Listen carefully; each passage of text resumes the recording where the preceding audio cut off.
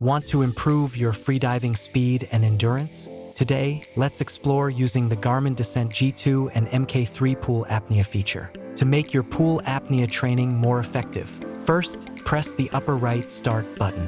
Find Pool Apnea in the activity list.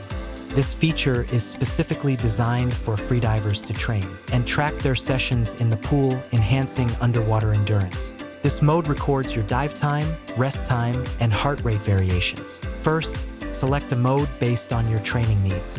You can choose from Free, DY, Dynamic Apnea, STA Static Apnea, or manually create your training plan.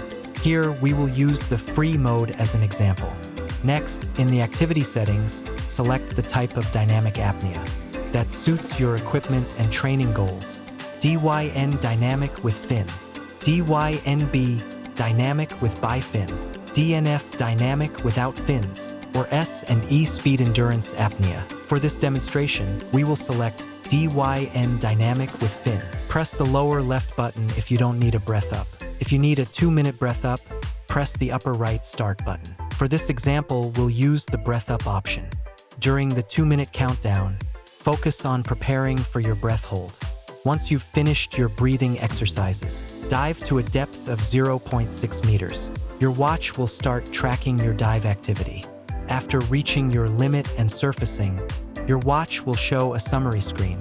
Just update the distance to match what you actually swam, then hit the Start button to rest. You can dive back in for another round or two.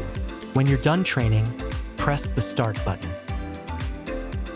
Once saved, the watch shows detailed stats like total session time, dive count, distance completed, heart rate changes, and training status.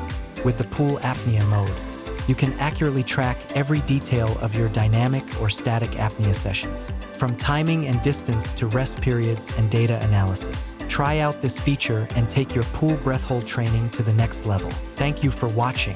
For more help, visit support.garmin.com.